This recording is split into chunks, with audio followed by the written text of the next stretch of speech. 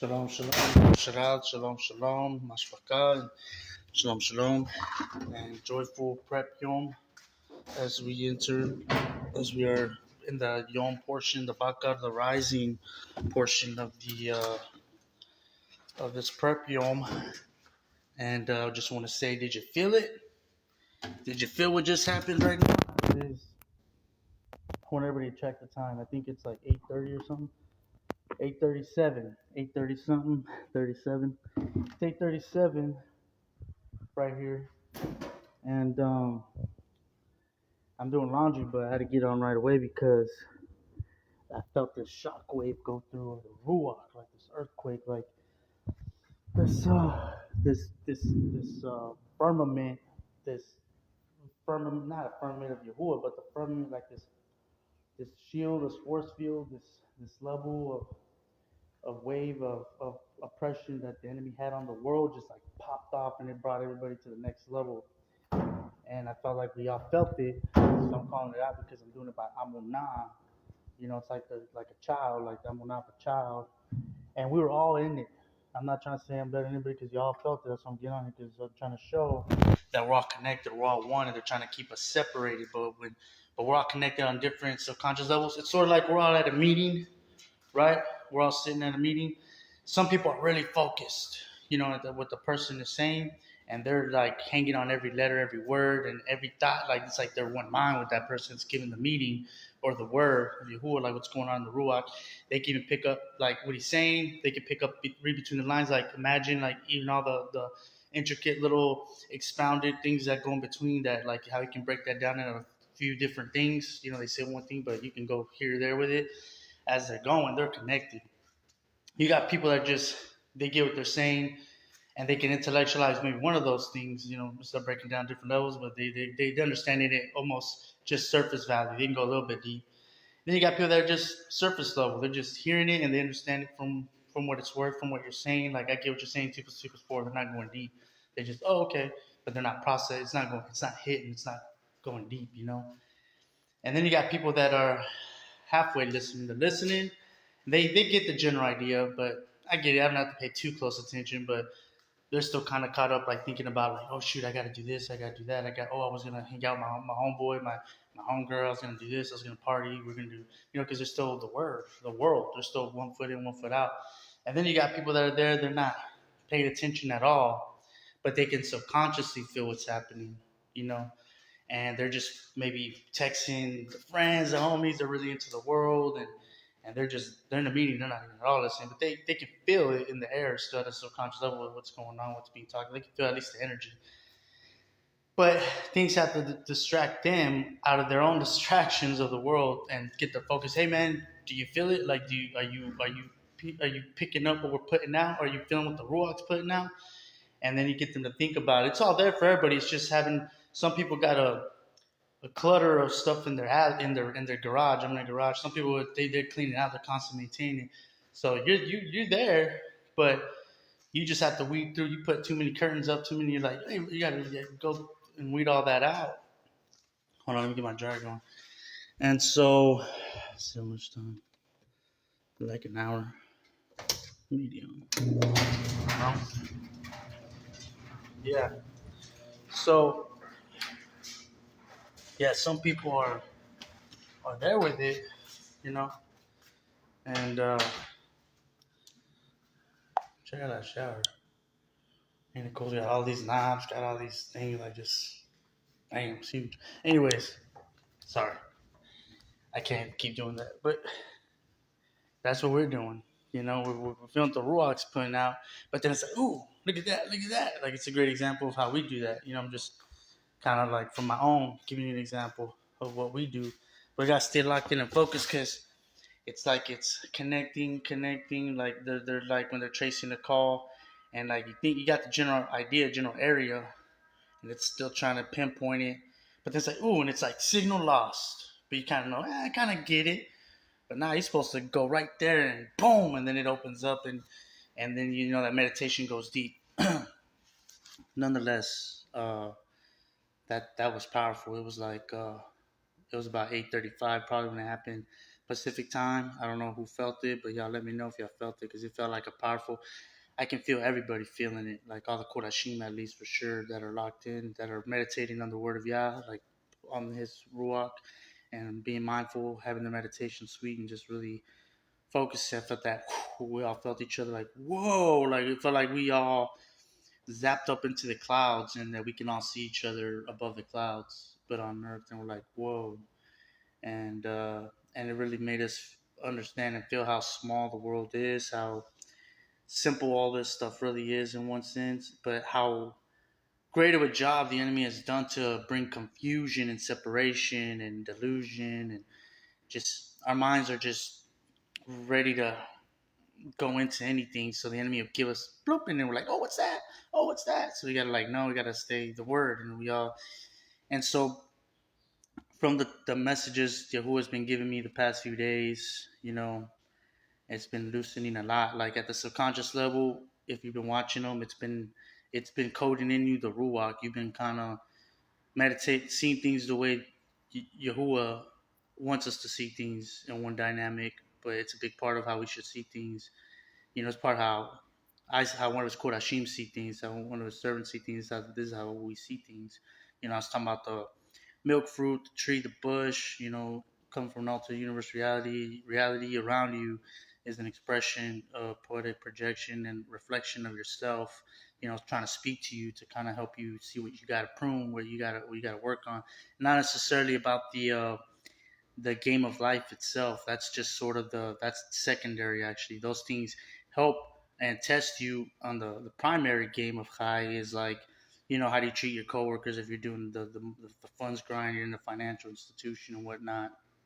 You know, do you put that before other people? Are you capitalist system all about me? Capitalist system all about greed? I don't got no food for you to eat because I bought this gold chain. I bought this new chain. It didn't cost 5 G's. Stepping on heads are the steps to succeed. Capitalist system all about me. Capitalist system all about greed. I don't got no food for you to eat. I done bought this new chain. It didn't cost 5 G's.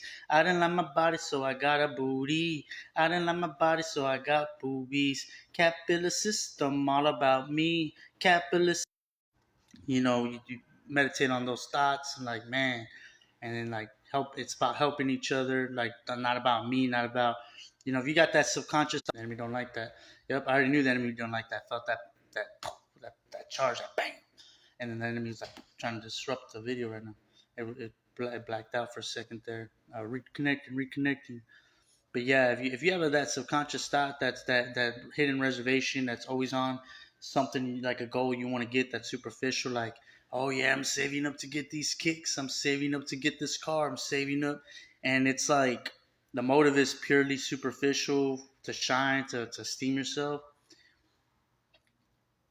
All that is a path, and it's got all the vanities tied to it, all the death, it's all a meaningless purpose. It's a meaningless high. It's a part of you, so the entire thing's in a sense meaningless. That part will get burned off. It will gonna try and detach those motives and trying to give you something purposeful. He'll try to take those things and put a purpose in it. Or maybe you need a car because you can help people get around. Instead of maybe looking at a two-door sports car, because ever since I was little, and this is the Ruach, this is like I always thought people thought this way. It's kind of like Evan from Legoland. Remember when like the only idea he ever had, and it was kind of like the only original idea I ever had, like things I would think about. He thought about the double decker couch, like bunk beds, but couches so that everybody can sit real close to each other.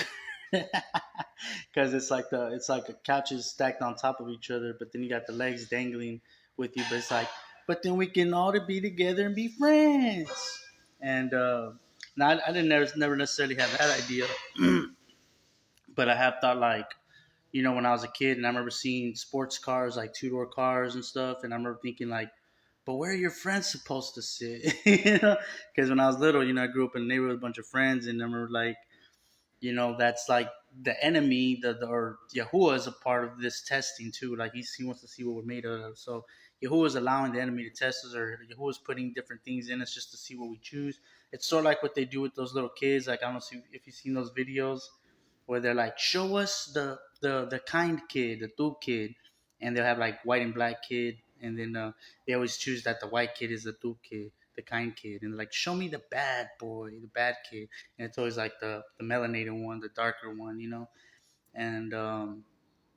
and it's like a psychological thing because the way the paradigm is constructed. In one way, I can go deep in different ways, but I'm trying to focus on which one I want to choose. But really, it's just like the world construct of Satan and Babylon. He did kind of choose, and I say the tribe of Yehuda. Originally, they're the tribe of Yehuda, but because they're given wisdom on how to govern people, because Judah, the tribe of Judah, he says, the scepter shall not depart from Judah, nor lawgiver from between his feet. Scepter, this is Genesis 49, by the way. Scepter symbolizes strong government. Lawgiver is legislation. And to him, the nations gather. So, and to him is the obedience of the people, or he has influence over the people, in other words. And so they have a wittiness to him. You remember, like Malk Shalama, like King Solomon was the wisest man in the world. He had a lot of wisdom, a lot of understanding on things. Well, that's a part of the tribe of Judah too. And so America has all those things. They strong government, legislation, the gathering of the people. They have influence on the people, and they're very smart, and they have understanding on things scientifically, methods and whatnot. And they use that. Then this is where the enemy tries to come in and bring in his pawns, his secret agents. But what the enemy tries to do is we talked about the other day. We're like X-Men Apocalypse, right? Where he'll take the X-Men's powers, this demon entity, and he'll like strengthen their power, but use it for his, like, low key, use it for his gain in the background, like for evil. And so that's what Satan does with tribe of Judah. He uses their government, their gift of governing, their gift of right ruling and legislation and order, but he's twisting to make laws that are wicked, like LGBT and all this kind of thing, and writing wrong kind of laws. Like, that's the enemy trying to infiltrate the tribe of Judah and get in their head and get them divided. So there's this war we can't see, and we're wondering. So that's why we see Christians, believers, and non-believers, but it's really tribe of Judah. They're operating in their tribe of Yahuda, gifts, or if they're choosing, everybody's got a Jacob and Esau worn inside. That's what that parable about when um, Rebecca, Rabka, Isaac's wife, Yitzchak's wife, Abraham, Isaac, and Jacob. Isaac, well, he took a wife named Rabka, and she had twins in her womb. And a malak of Yahuwah said to her, there's two nations in you, and one shall serve the other. There'll never be an agreement. When one will slip, the other one rises, and but the older one shall serve the younger in the end. All right, yeah. And so, but the striving of the nations is talking about, one is born of the flesh and one is born of the ruach. So we're like Rabka, where we have, you know, two nations warring within us, two ideologies, two cultures, two spiritual frame minds, right? The frame of mind, ruach frame of mind. Like, you got the word of Yahuwah. We want to believe, we want to trust, we want to go that way. That's what we want to do. But then the flesh is pulling on us and almost making us, or giving us, like, just naturally kind of want, like, following that way. But then it's like, but we know we should do that. We know it's right, but knowing what's right doesn't make it right. It's actually doing it and circumcising the flesh, making those hard cuts that hurt. Nonetheless, we got Jacob and Esau warring within us. We got to choose Jacob. Jacob, his name, that's Yaqub. His name was changed to Israel. That's where we get the nation of Israel. Yasharal is Jacob. Esau's Edom, bloodshed, nation of bloodshed, war, like how Cain killed Abel, how the nations plot and scheme and try to bully all the other nations and make them serve them, but then doing it in a way that seems like they're being nice and they're doing it out of order. And for the most part, they kind of are, because then like Yahuwah used the best of the lesser of the evils, because the scriptures say that Yahuwah raises up a nation and brings down another one. So he chooses who will do his desire, the lesser of the evils and whatnot. But it's like him and Satan always playing chess too, because it gotta be a fair game. So you give Satan a shot to make a move on what he's doing, but Yahuwah's just, they're playing a fair game, and he was like, I'm gonna choose this nation, or maybe they both agreed on that, like, because America, the tribe of Yehuda's witty, and so they're like, and he was like, I'm gonna influence them to do this, and so he's like, I'm gonna twist that to do that, and see what they choose. He was like, well, I'm gonna give them the idea that this would be better, more honoring in that, and see what they do. And it seems like, well, this would give them more control and be on top, and let's see if they go for that. So they're kind of always tweaking those moves, playing chess against each other on humanity, and we're just the ones having to make the choice, you know. And so America's tribe of Yehuda, they got the influence. So then that's who Satan uses, you know, because of the stronger of the tribes, to influence the people, to govern, because that's just part of the Ruak gifts that they were given. So the enemy's trying to do like apocalypse, like X-Men apocalypse, and twist their gifts, empower them even, you know, give them like extra insight, their demonic insight to the tribe of Yehuda, and like kind of confuse them and dilute them, and you know, make them see things their way and rationalize why it's better, and then the theories of evolution and this and that, and you know, abortion, like being like anti, like pro life, or what's the other one, or into abortion, and rationalizing in their heads why it's okay to kill the child at the embryo. And do you know that that's in the scriptures? I believe it's in the book of Jasher, Yashatu, or Enoch, Hanuk. It talks about how the fallen taught the women how to smite the embryo in the womb, so to not have babies, and that was an abomination. So nothing new under the sun. They were doing the same thing. And I think it was like a drink back then. It was like they taught them how to mix drinks and roots, like mix potions, like roots and leaves and whatnot. And that when they drink it, it would smite the embryo in the womb. And then that it would also another drink to cause the women to be barren, so that they didn't have to be pregnant. So that was like the ancient form of birth control back then.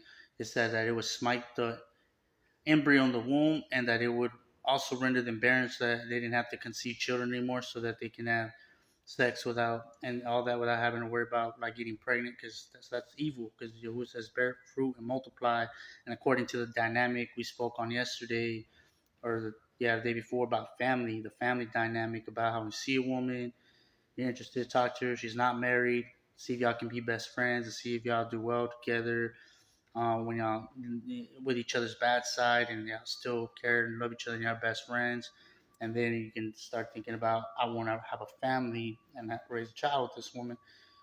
Right now, I would definitely not recommend it though, because I know we are in the last days, so now's not the time necessarily to be trying to find the love of your life, you know. And that might be an idol we got to deal with too, because there's a lot of people out there that come to religion, come this, but then they got this hidden reservation that they're only doing it because they're like, yeah, give me a strong man, a financially stable man, you know, that can take care of me. Because yeah, true, and it's right, you know, that, well, you know, women should be provided for and taken care of by a man, but the system right now and all the demonic stuff and the things the way they are is not really polished up to be in favor for men right now.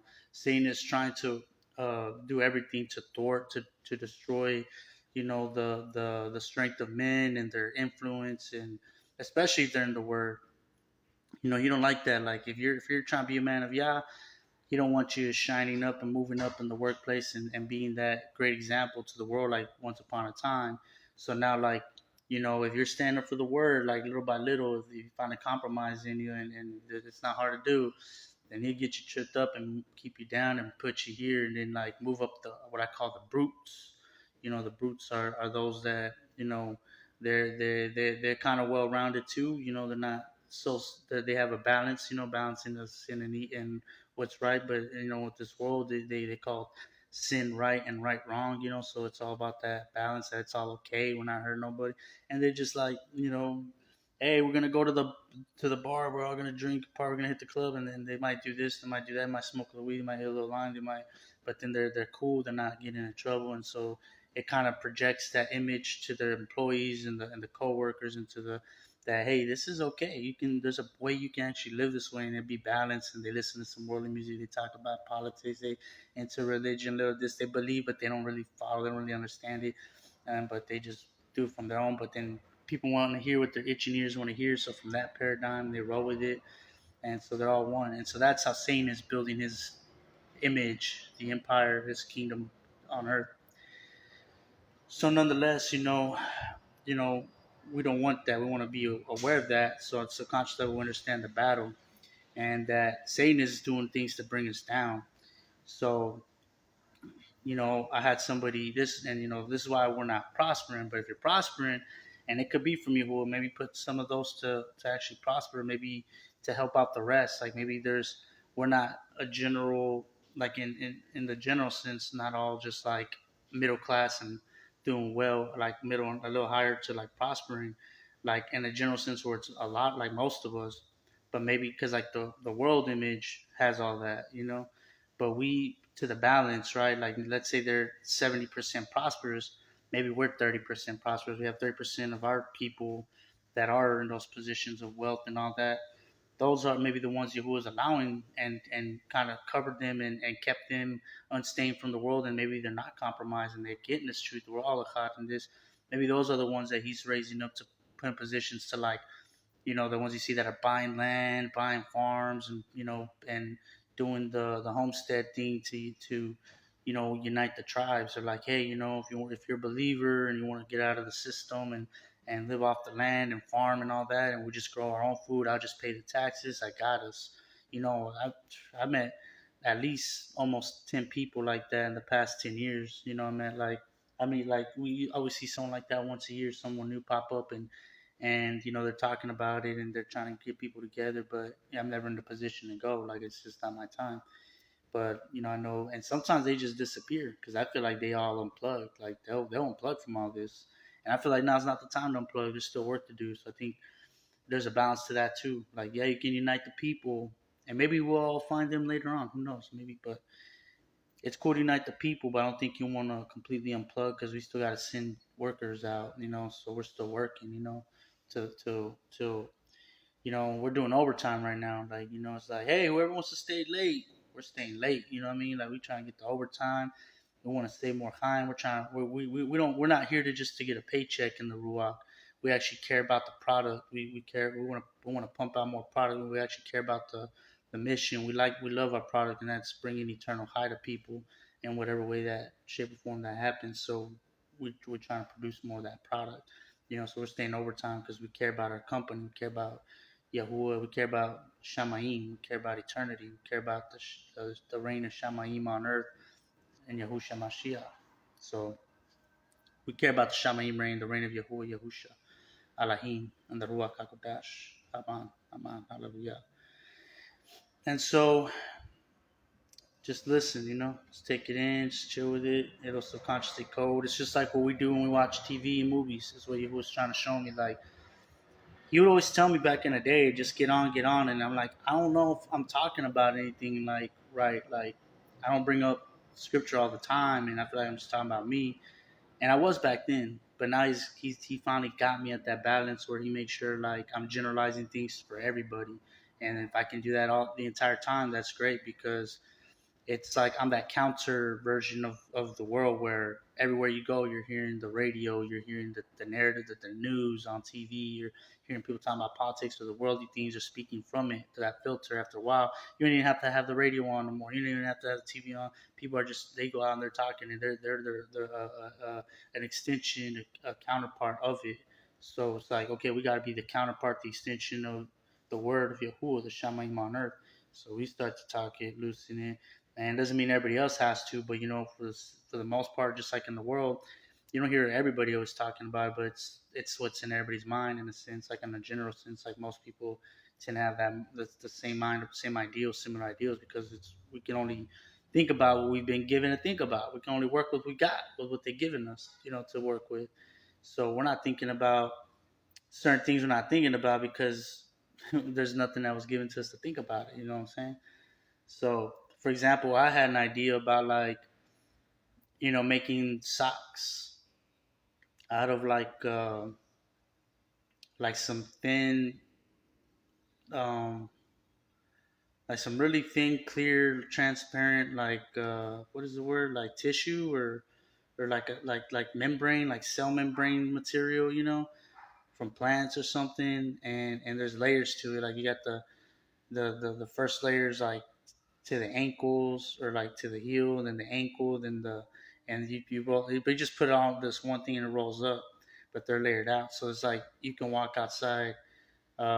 It kind of sounds like Sunny with a Chance of Meatballs when I think about it, but that was never the motivation. Just clicked now, but you can walk in like sandals, and then it's like if your feet are getting dirty or whatever, you just pull that top layer membrane off, and it's biodegradable. It's made out of like uh, plant membrane.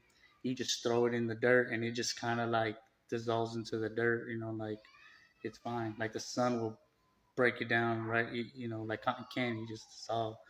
And then like now you got like a new pair of clean feet. You didn't have to wash your feet, and they didn't get dirty. And then when that starts to get all dirty and walking around with your sandals, you take off that next layer of membrane, and then you got another pair of shiny, clean, protected membrane feet. Anyways, it's like, what made you think of that? Like, it's so weird. Like, that's just when your mind is freed up enough to think about different things that people don't usually think about. You think about it because you don't have all the imposed stuff coming from the world. It's like our mind is can only take so much. It's like a phone data storage. And sometimes, like, in order to make room to get a new understanding and insight and understand things, you got to delete some of those old apps. You got to delete the TikTok and this and that from your mind, like from your cloud. Like, it's a projection, right? I would say everything's a projection of ourselves, even the phone. you know and so, nonetheless, all that to say that felt the shockwave of the Ruak, and I'm trying to be a counterpart for Yahuwah, an extension, so that there's always something that's related to the word. This is like the narratives, the news, the politics, the sports updates, the media, the music, the celebrities, the entertainment, the politics. This is all of that, you know, in the form of the word. Like, just keeping your mind on the things of the word and just knowing what that is and what it shouldn't be. And so I felt this charge, bro. Like, I was meditating on yesterday's videos on some of the things I had said the past few days. And then, I have a lot of people sending me messages, and I had someone send me a message that was a little bit negative, and and I thought about that. But they also, I don't know. I couldn't find them. I don't know. And so, I felt like well, the main point is when I was meditating on all that, I wanted to tell the person, I started understanding how the enemy has a lot of control on a lot of us, how, he gives us different vices that, really we're that free and achad in one. We're all united, and Yahusha originates the original frame of mind that we're supposed to be in. But the enemy, all he has to do is little things like, even from the paradigm of the vices, like, oh, we'll put out drinking, like it doesn't really mess you up so bad. You get a little tipsy, and you might become a joyful drunk or a confident drunk, and everything's cool, and you party and enjoy and loosen up. So they allow everybody to feel that, but then they grab those one or two, three that they really just want to mess up, that maybe are generally well rounded in some sense, and they want to. That's the moment that they like to attack those. But those will never say that, how bad it's messing them up. Like, maybe it's making them paranoid. They're hearing voices, because some people get all crazy like they're on meth from drinking. I've ran into that. It's a thing too.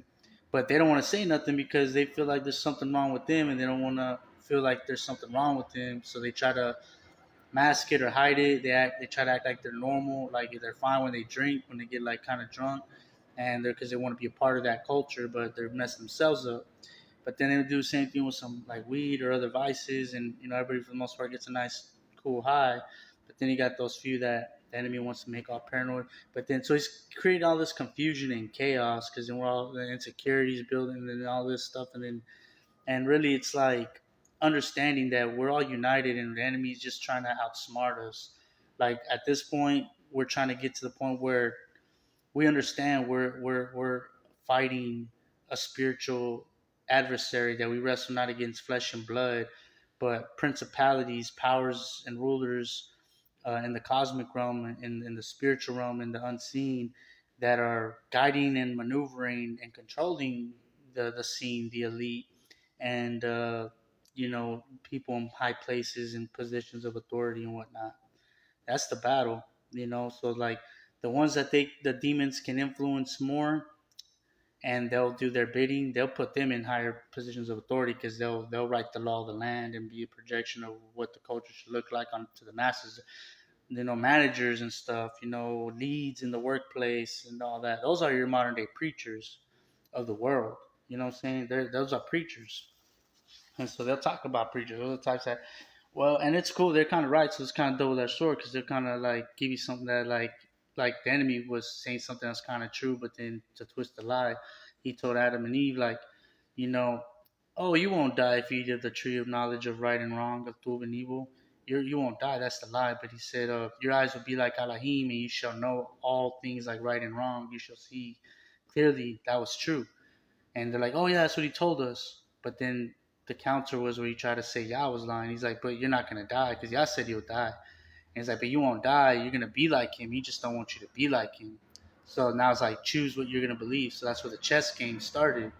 And they chose to believe Satan that, oh well, maybe we won't die. Maybe we'll just see everything and be like him. Screw it. Let's try it. They trusted the enemy. They wanted that power. They wanted to experience something more out of against his word, though.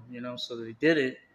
And Yahuwah in his compassion spared them. Well, he created a dynamic where in that day they did die, because a day to Yahuwah to eternity, and eternity is 1,000 years, and 1,000 years is as a day. So in the book of Jubilees, it says that Adam died at 930 years, I believe. He was just 70 years short from 1,000 years. And therefore, to fulfill what was written, what was said by the word of Yahuwah, that he shall surely die this day. And therefore, he did die that day, for he did not complete the 1,000 year day of eternity, for days as 1,000 years, or 1,000 years is as a day to Yahuwah. So even dying at 930 years old, that's dying in that same day, because 1,000 years would have completed the day, in eternity. And so, and that's it. But that's compassion. He gave him as much time as he could, but then put the parable 70, 30 and 90, 30 and 70. So 3 and 7 make 10. Completion, that there's a completion to come. 70 cyclical. This shall continue to repeat until the end. And anyways, that's where the other things play in. Reality's math. Um, Nonetheless, again, around 8:30 or something, I had to stop about about how we're all in this together. The world says that they're all in this together against us, but we're all in this together against the enemy, against all the demonic forces. And once I had that thought, I felt like I tapped into a realm where maybe all the other Kurashim were probably what I was feeling, or the Malakim, the Shamaim, Yahuwah, Yahusha. It brought me into the innermost secret place, the Kodashah, Kodashah, and I felt the Ruak. I felt that, like, what I haven't felt since I was born again. You feel like the Ruach just wraps you like euphoric, like goosebumps, like you get the goosebumps, like you feel that emotional thing out of nowhere just from like meditating on the word, like just from that thought that we're all in this together. We're all in this together, and it's time for us to like fight back and be smart. All we gotta do, like the enemy's not smarter than us. We have the same potential. We just have to be more intentional and have the intent to be aware constantly and observe and stop letting the enemies, keep tricking us into sin or into into vanities and imaginations. That's really all it is. Like even if you get into your vanities and fantasies and imaginations, you're already taken, you're already captured in that moment. You're being sucked in like like Ice Age. Which one? Ice Age. What one was it? The one where the sirens were projecting all their you know desires, and their most intimate secret desires. And it was just a projection, like a hologram, like a mirage, and it was sucking them in. They're all getting hypnotized. But little do they know is these demons, these little ocean creatures that look like demons, that was sucking them in to run into an iceberg, in the fog, so that they can crash it and then sink their ship and eat them. And they caught on, like one of them, I think it was the mammoth. He was one of them, just like snapped out of it. The having just that little mindfulness, like to observe, like what's going on. Like, yeah, this is great, I'm enjoying it, but why? Why all of a sudden, like, nah, this is too dope to be true. Sums up. Let me stop before I take a bite and really see what's going on. Like, you always want to observe, like, what's happening right now. Because nothing should just come freely, easy, catered. So without there being something that's trying to like pull you in one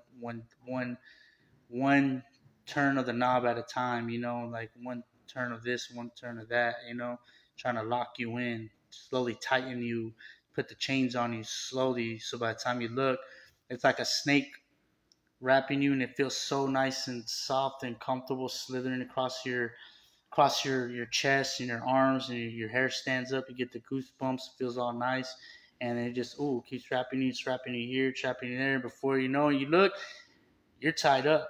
You're already wound up by the snake, and then boom, it just starts to tighten up. You're like, and it's just like, and you can't break free anymore. That's basically what vanities and fantasies and imaginations do. Those inclinations, So the minute you have them, the second you have them, the split second, nope. Like as if what you say, do, and think it's not the word of Yah. It's fleshly desired, and it's in agreement by the demonically inspired. And I say in agreement because when you dwell on it, it's because you came into agreement. You're like, yeah, I like that thought. Like you're agreeing with the enemy's like, yeah, no, I thought you did. I thought you would like that thought. And you're being wound up. It just takes your soul, starts stealing your energy. You know, and you don't want that. So. It's like the lasso of truth from Wonder Woman. She puts the lasso and you gotta speak the truth, but only it's the lasso of you. It just starts to suck you out.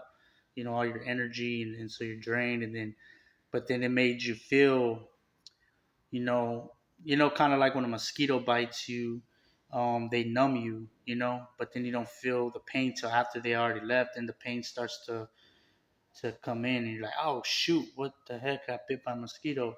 Only imagine if that mosquito bite pain actually had a little bit of a pleasure feeling to it.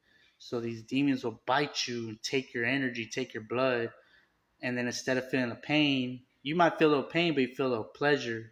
But then we think that, that's what we want. So we associate whatever shenanigans we gave into that got us bit, that made us feel pleasure, that's a right thing, that's due. But we already had a notion of that in eternity, that in ourselves from Yahuwah Yahusha. It just takes a little bit of time to get it back. Like when you meditate on Yah, and you're asking, demanding, get my peace, love, and joy back, and the Ruak from Yah. Like I'm being still, and I want that substance back, that pure substance. You're gonna feel a little discomfort because what you're doing is you're telling the snake to get off. You're being aware that the snake is wound you up tight, and so you're gonna feel a little anxiety. Because so you're gonna feel that when you're trying to get back in the word, because the enemy's trying to make you feel discomfort. You don't want to give. He's like, no, you're mine, this and that. So you're getting agitated, and he's even putting a little charge on you of anxiety and stress and discomfort and irritability and whatnot. But it's only for a moment. Like just let it burn out. Like just stay as you are. Be still, know He is Yah. Like Yahusha. When he was put to death, that entire day it was agony. That's like what it is. But then 3 days later, he rose again. Praise Yah. We don't have to wait 3 days later. It's like 3 minutes later. You might feel that agony for 3 minutes. Just a while, and then just wait and suffer through it, circumcise, and wait for Yahuwah's peace, love, and joy, and don't let the don't just keep seeking the world, the vanities, fantasies, imaginations of the world to give you that pleasure at the end. We talked about it before, even the other day, where it's like, they're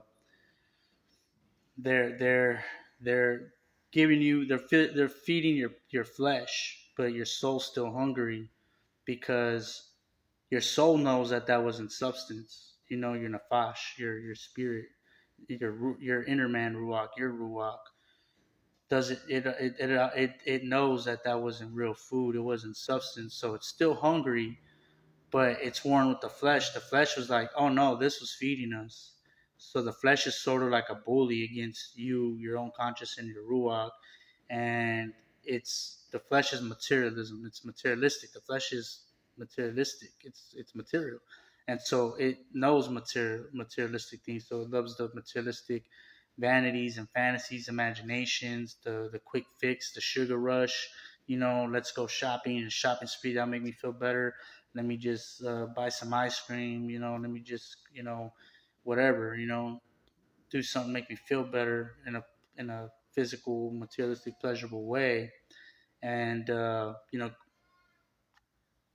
and sometimes that can be like just the motivation of being greedy, and you know so to kind of fix those on a long term in a fleshy way, we go on these paths where we put our mind on goals, right? Worldly goals. I'm gonna just get a car. I'm just gonna save up, and you make that your focus, and it feels great. Feels like you're positive, motivating. It feels like that's productive. Like the enemy will give you those charges, but at the end of the day, it's still vanity. It's still just part of the flesh. Because then what happens when you get that car? It was just you long delayed your sugar rush, because I've heard it all the time. People get their car, buy their thing, get their boat, and they have the new Gucci purse and the new shoes and whatnot. And then the next day, it's like it's over. It's like they're over it. The excitement's gone. They don't even care about it no more. Now then there's always something to show the new thing, or maybe if we drive it and have a memory with it, going on a vacation, like let's check out this spot and do this. That'll make it better. That'll make the car more worthwhile.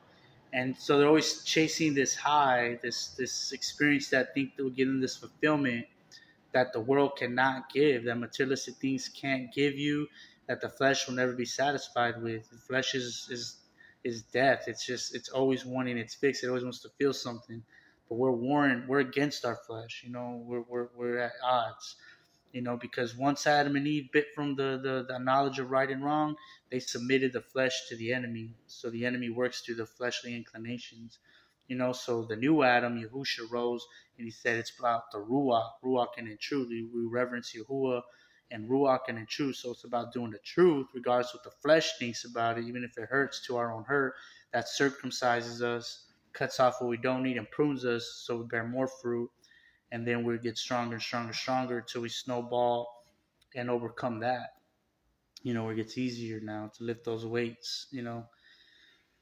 And nonetheless, all this to say that I had this thought earlier again that you know we're giving the enemy a little bit too much credit, and we're not focusing ourselves enough on what this is all about.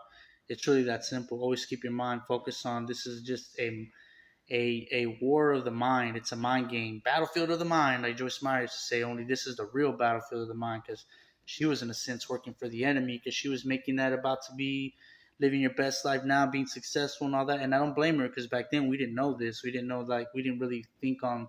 We had a deep down maybe a small subconscious thought and idea, like, wait a minute, isn't this kind of like Rondo, like trying to like overcome ourselves so that we can be successful in a materialistic way and all that, and show that that's the esteem of Yah. Like something didn't quite add up, but this was like the 80s and 90s, so we hadn't really experienced that on the earth on a wide scale, and now Christianity has. And those believers that did obtain that success through overcoming their selves, but in the name of prosperity and all that, they're worldly, they're miserable, they're greedy, they're kind of they're kind of back holes, if you know what I mean. They're kind of greed. They're kind of selfish, and a lot of them, or they help those that they pick and choose. I don't know. I can't explain. I'm running into so many, and they all got something that they're very wound up, tight in a wrong way. It's like, dude, you're like you don't see it, but you're acting like a Pharisee or something. But how can you explain it? Like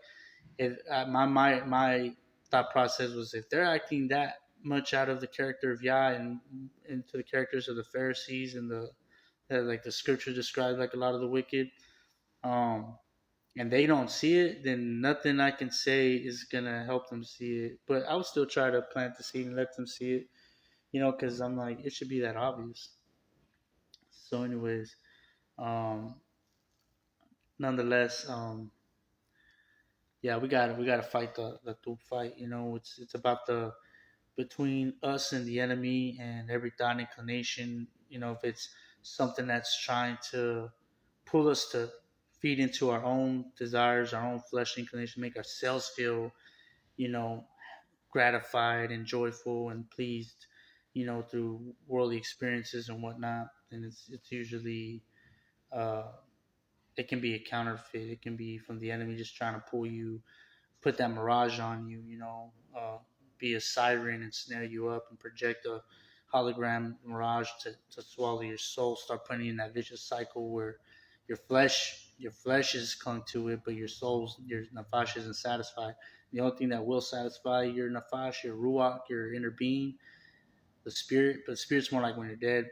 It's like the context of it, but the ruach, your inner living, breathing being, and the nefesh is the word. That's the only thing that's gonna satisfy you. This, meditating on truth. Hearing truth is like seeing light in a dark place. It lights it up and it's warm. You can live off of that. Meditating on that becomes something else in you. It should take your thoughts and go somewhere else from where I given it, but it should always be in line with the word. And it's a chess game, doesn't mean it's automatically in the clear. The enemy's going to try to put in a hook and try to twist it back to his way. So it's trial and error. So it needs to be done all the way or all the time. It needs to be done all the time, constantly, until we start tweaking it more and more and more. Like, okay, that went the wrong way last time. I'm going to go this way now and then it gets easier each time because the first time it's like, man, that was painful. That was, you see like somebody wants to be a songwriter or an athlete or whatever, and like the first day they tried out, because of the pain or whatever the experience, if that overwhelmed them more than their passion, then they're just gonna give up and quit. They're like, you know what, I don't think I want to do this. This isn't for me. But this is the one. It is for you because Yahuwah said it's for you. So paradigm, he said this word is, he died for all men, so that Yahuwah so loved the world that he gave his most beloved bond, Yahusha, that whosoever believe, trust, and obey him shall not perish. The Hebrew word would be Shema, the equivalent, which means to hear, believe, trust, and obey. To hear and listen and obey. Hear, believe, trust, listen, obey, all of that. To do. It's like to hear and do. It's not just hearing and having a feeling. You're making a firm decision in your life. You do something, you express that firm decision by walking in a way that's in agreement with that decision, and that's to obey his commandments. If you love me, keep my commandments. John 14:15. What commandments? John 16 says, 15, 16, the chapter 15, 16, 15 says, obey my commandments as I have loved my Father and kept his commandments. So he right there, boom, he says it straight out. What commandments did Yahushua keep that the Father gave him? The commandments, the law. So he says, if you love me, keep my commandments, even as I have loved my Father and kept his commandments. So that's how we show love towards him, is keep the same commandments that he did that showed he loved the Father. So we show that we love him when we keep those same commandments. And they're not too hard to do because you do it from motivation of love. And you just get back up and keep trying. Trust me, the world is a lot harder in a sense because this is hard, but life high is hard regardless. Why not choose the thing that's going to merit eternity and the overcoming? Then it gets easier with time, and it just stays that way. It doesn't like ever flip on you. Like you just gets easier. It gets more eternal. It gets more solid. It becomes uh, more. So many words I can use. It becomes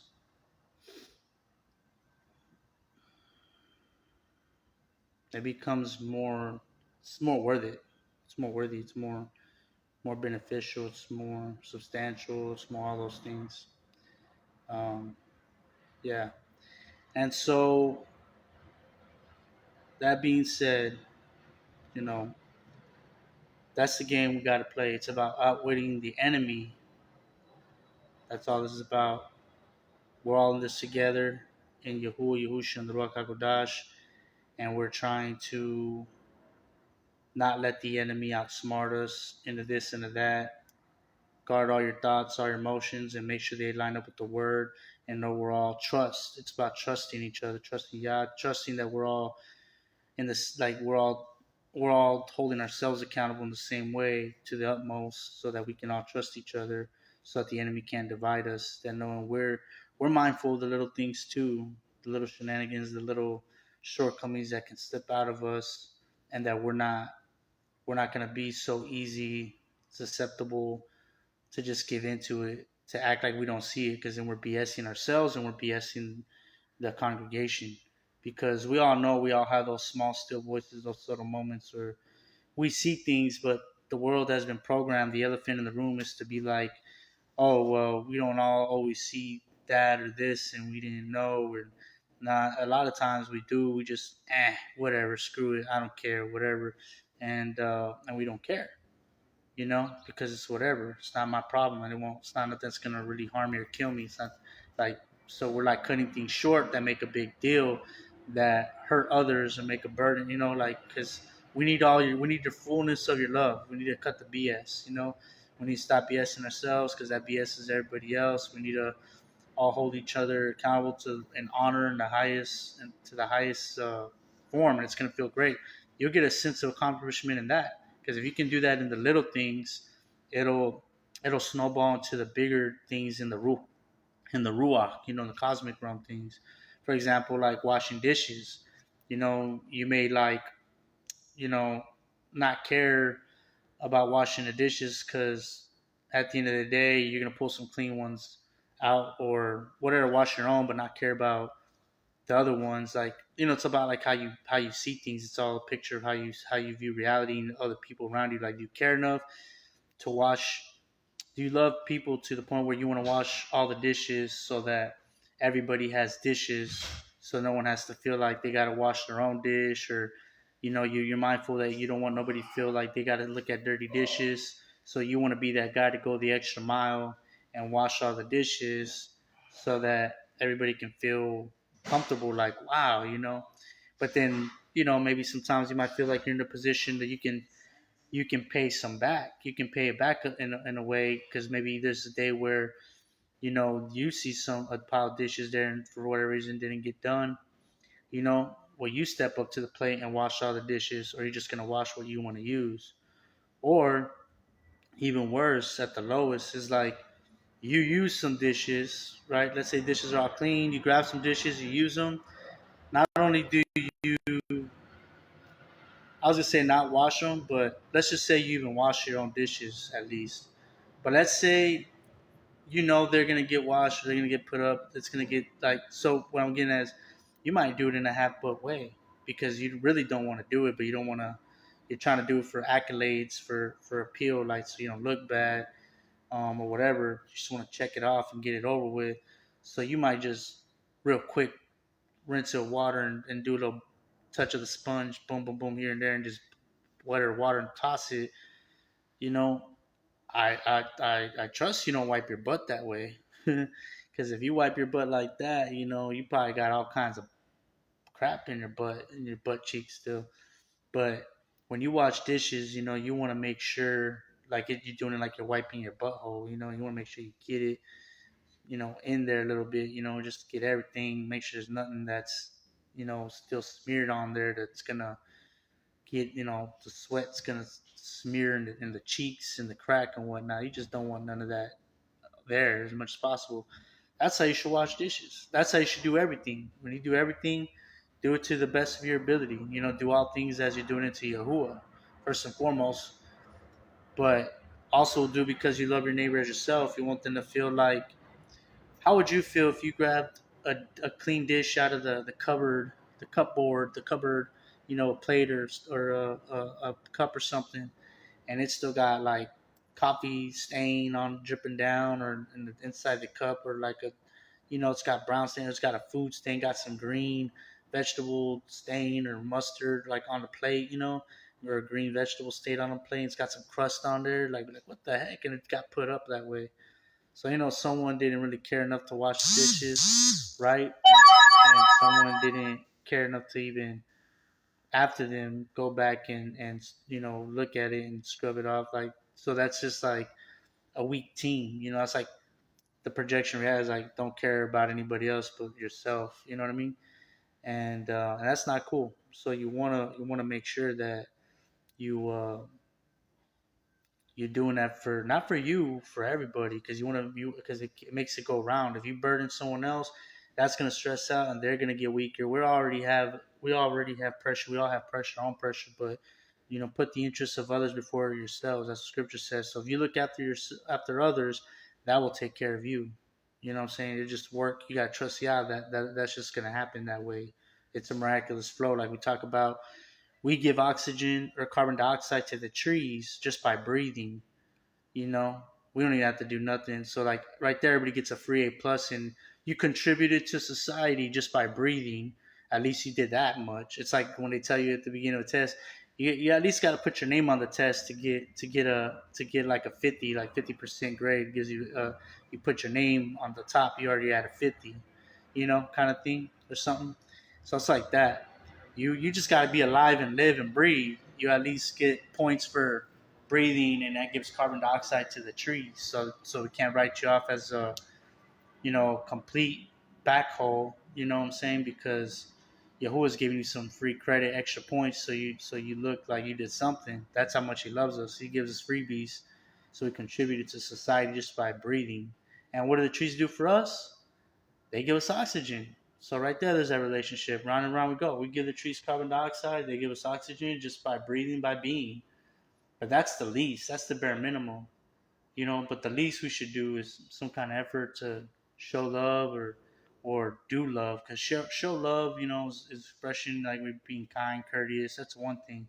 But even doing love is like doing those things that go unseen, but it may people feel it. They notice it. That would be like when you wipe things down, like wipe the table off, for someone else to eat on, that they can use it and feel like, oh, so and so cleaned it up, nice, or so and so did the dishes, nice, or so and so whatever. They put something in. They give you stuff. Someone leaves stuff for you or whatever. Praise yeah. And round we go. That gives you high. That gives them high. Feeds both. Because we were meant to feed each other. If, like I said before, if you muzzle yourself, if we're meant to give, you know, carbon dioxide to the trees, but we say, nah, today I'm not gonna give it, you'd have to hold your breath to not give carbon dioxide to the trees, and you would implode and kill yourself. You're like muzzling yourself with a pillow. What happens when you breathe in your own carbon dioxide? Carbon dioxide is toxic to us. It's harmful. It kills us. The very thing we breathe out is poison to us because it was meant to go out and for others, not for ourselves. So that's how love works. When you got some love, it's not meant to just love yourself. It's gonna grow stale and break. It's meant to share, and then it's giving quality, and then you by giving it edifies you. You get rewarded from Yah. He's like, hey, here's some sense of accomplishment vibes and love vibes, and you're an honorable person vibes. Like I'm gonna make you feel nice about yourself for doing some loving things, and you're gonna do the right thing. I'm gonna give you more strength. You feel more confident. You feel more right. You know, but you withhold, you hide things, you steal things, and you're gonna start feeling more like crap. You're gonna start digging yourself in a darker pit, in a deeper hole, in an isolated place. The guilt, the shame, and the only way out of that is repentance. You got to go, yeah, forgive me, give me a new day, let me start fresh. Throw some water on your heads, wash yourself, cleanse, wash me from all my sins. That's the only reason why we wash ourselves. Because that didn't have to exist, but it seems like a common theme because it's just our reality. But imagine if in another alternate universe reality, you know, you never stink. Like getting stinky isn't a thing, and having to wash ourselves is not a thing. Water don't exist. I don't know, but it only exists to show us like we have this constant need to refresh ourselves because you know we're always constantly spewing out things out in our thoughts or in our emotions or in our words or in our actions that stink a little, and over a while they start to fester and stink real bad, and we got to wash it. We got to go to Yah, forgive me, cleanse me. And water, the element of it is clear, like transparent, like see-through, because it's a manifested reflection of his presence. His presence is unseen. you know, it's like the air, you can't see, it's invisible. But just to show you that it's invisible, but it's there, I'm gonna give you water. Water's like the counterpart of his breath. It's transparent, but you can actually see this because it's gonna have these waves and these bubbles, this substance, this way of maneuvering. When you touch it, it kind of flows everywhere and it just moves and permeates everything. It fills whatever it goes into. That's its presence. It's everywhere. It's like the ocean, and everything's occupied by it. The creatures in that realm, it's their atmosphere, it's their air.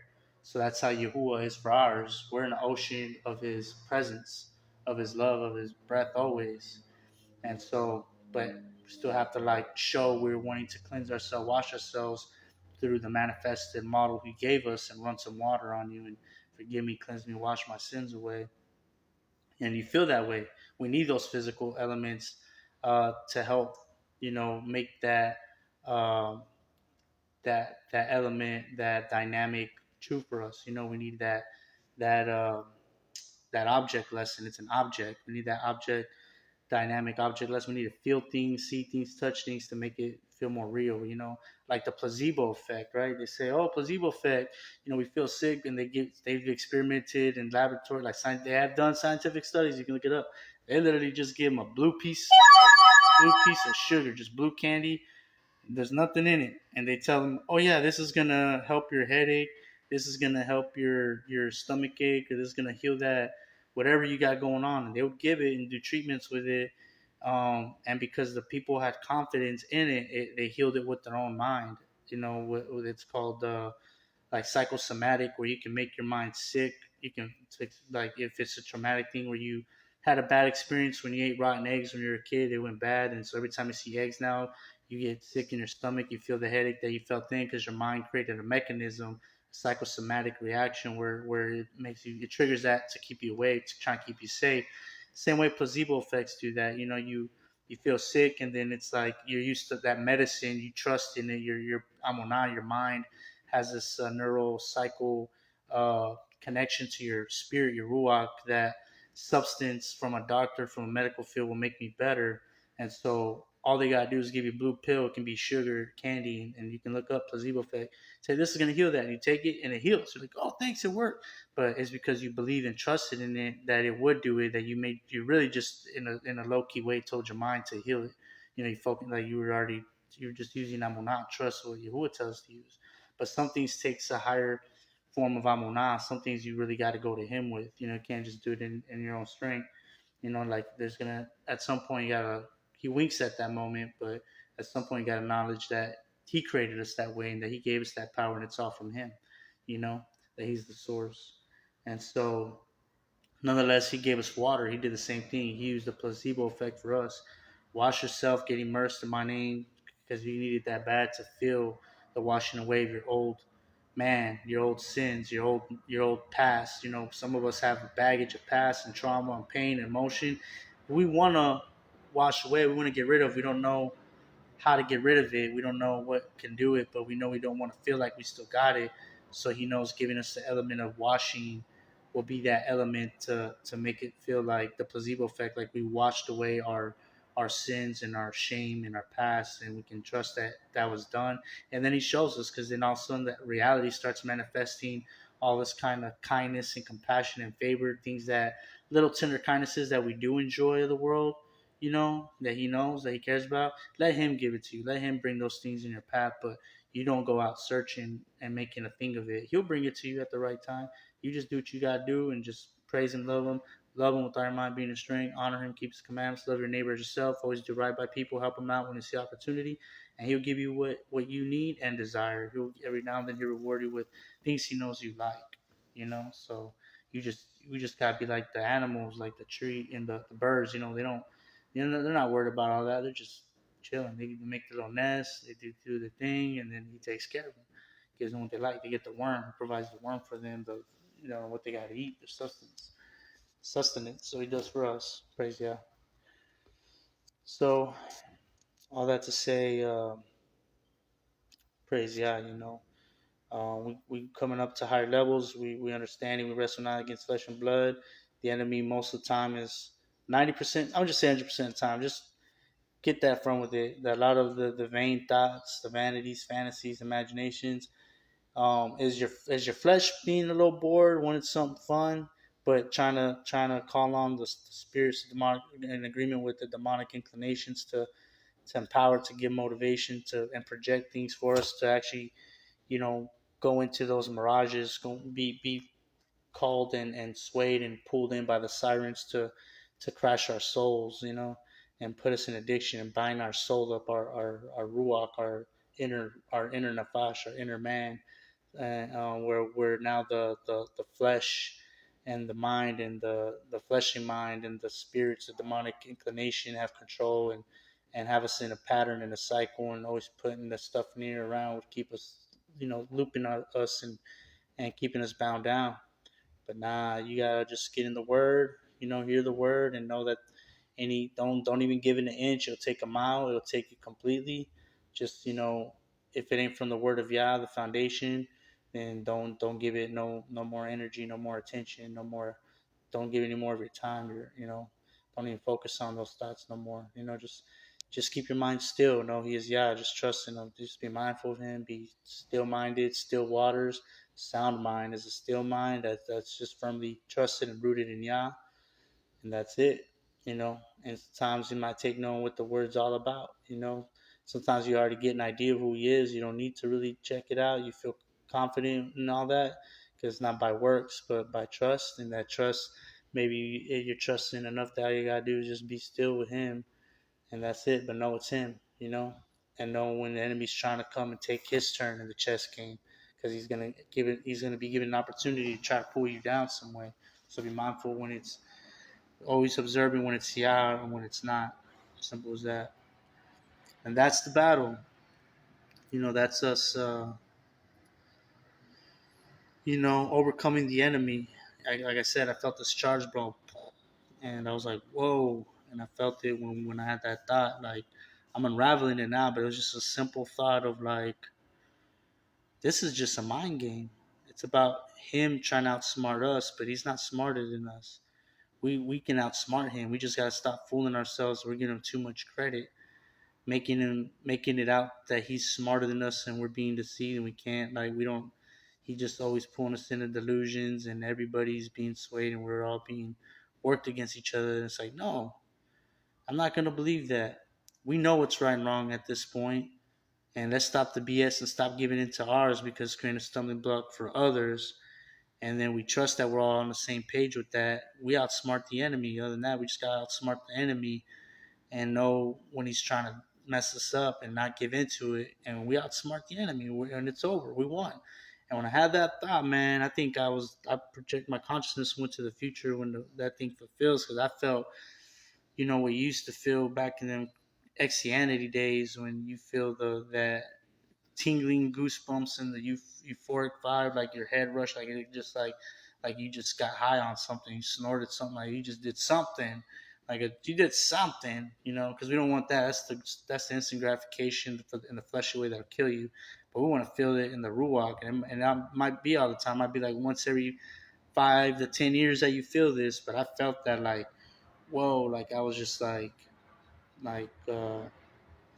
euphoric and tingling, and my everything was just goosebumps, and my hairs were standing up, and my head felt light, like I felt light, like I was like floating almost, and like I took a hit of a drug or something just from that thought, and I could feel the connection with all the other people who were feeling that same thought in that moment.